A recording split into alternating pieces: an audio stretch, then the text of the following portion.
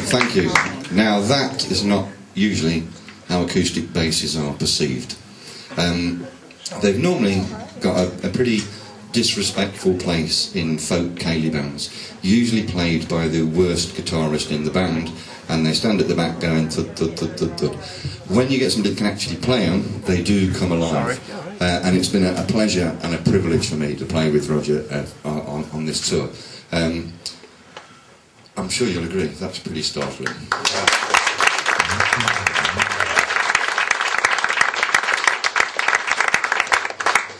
Okay, something completely different. Does anybody like folk music?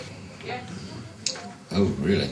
We're not doing any of that. No. You see, when we play in Birmingham and we say that, people throw things at us. They folk music, okay. I kept getting invited to play at folk festivals and folk clubs and stuff, which was a bit of a shock to me because I didn't play any folk music at all. And I thought it may further my career a little bit if I did. So I made the decision to learn some folk music.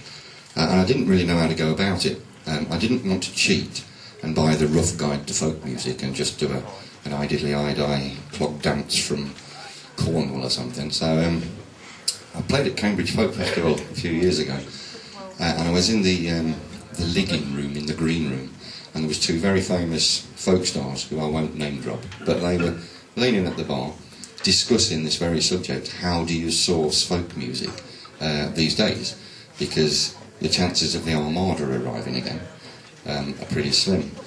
And what they came up with I found quite interesting, which I'll share with you if that's okay. Your first thing to do is buy a Volkswagen camper van and 2 gallons of strong West Country cider. And then you drive to Exmoor and drive around the lanes looking for a shepherd. Okay, when you found the shepherd, you obviously stop the van, say hello to the guy who will be chewing a piece of straw in a smock. You give him 2 gallons of cider, 15 minutes later he'll start singing. So then you get your mobile phone out and record it. The advent of technology, it's always good to use. Go back to your flat in London, look what you've recorded on your phone, and you realise it's the drunken ramblings of a maniac shepherd, and obviously no good at all. So you delete that, and then you write a song about going to Cornwall to look for a shepherd. Then you change your name to Seth Lakeman because it's earthy, and you become a superstar. So I thought I could do that. So I bought a copy of the Motor Mart, and I was only about the Auto Trader, I think. Did you get the Auto Trader down here? Have you seen how thick it is these days? It's about this thick. And because there was 2 of us, I thought we might need 2 shepherds. So I bought 4 gallons of cider, just to be on the safe side. And with the Auto Trader being so thick, the camper vans are right at the back, and it's really, really thirsty work to leaf through that many pages, because your fingers get dry, so you keep... By the time I got to the camper van bit, we'd drunk all the cider.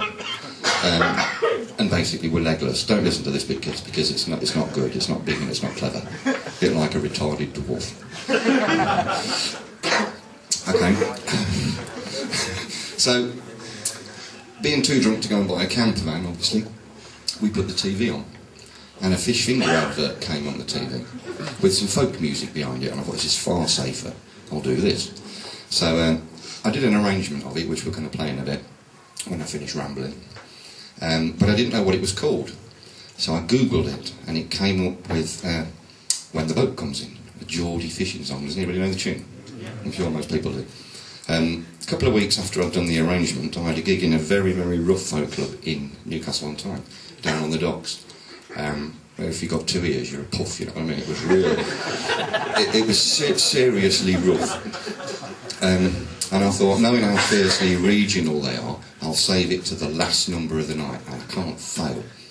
So I did my normal gig and played all the clever stuff and that. Introduced it. Like this stony silence. Tumbleweed blew across the 2 pallets they laughingly called a stage. And when I'd finished, this exceedingly large, and I would describe him as being advancedly refreshed, Geordie ex-docker came up to me and he said, and I quote, close your ears kids, he said, only southern tossers would call it that, in between punching me to emphasise his displeasure at my ignorance. He said, it's actually called Dance to Your Daddy. So, does anybody get that? I stood corrected. And about a fortnight later, when the bruises had gone down, I had a gig in Brighton. Unbeknown to me, the gay capital of Europe. Dance to Your Daddy means something totally different to me.